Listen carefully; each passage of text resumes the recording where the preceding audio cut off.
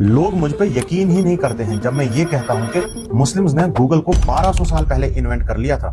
جی ہاں، welcome to the golden age of Islamic history.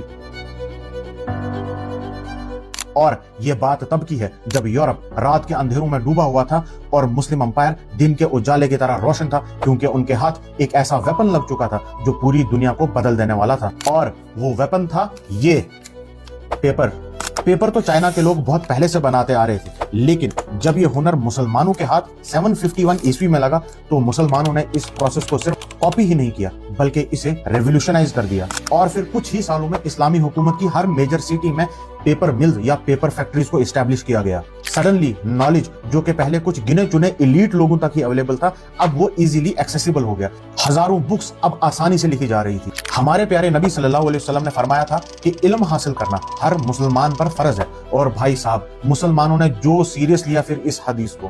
لیکن paper کا یہ ریولوشن صرف یہی نہیں رکا۔ اگر یہ پیپر نالج پھیلانے کے لیے چنگاری تھی تو لائبریریز سیدھا بھڑکتی ہوئی آگ تھی۔ عباسی سلطنت نے دنیا کی سب سے پہلی لائبریریز اسٹیبلش کی۔ تقریباً ہر میجر اسلامک سٹی میں ایک پبلک لائبریری کو اسٹیبلش کیا گیا۔ مسلم اسپین کے شہر کورڈوبا میں اتنی بڑی لائبریری تھی کہ اس وقت 1200 سال پہلے اس میں 4 لاکھ سے زیادہ بکس تھی، جبکہ اس وقت پورے یورپ کی سب سے بڑی لائبریری میں صرف 600 بکس تھی۔ اور یہ لائبریریز صرف بک سٹورز ہی نہیں تھی بلکہ یہ اس وقت کے ٹرانسلیشن سینٹرز تھے، ریسرچ سینٹرز تھے، انوویشن کے سینٹرز تھے۔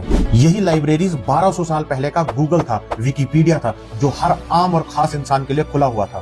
یہ مسلمان ہی تھے جنہوں نے نالج کو ایلیٹ کلاس سے نکال کر عام لوگوں تک پہنچایا۔ یہ مسلمان ہی تھے جنہوں نے نالج کو ڈیموکریٹائز کروایا، اور یہ مسلمان ہی تھے جنہوں نے پوری دنیا کو algebra, algorithms, surgery, navigation, astronomy, optics اور کیمسٹری جیسے علم دیے۔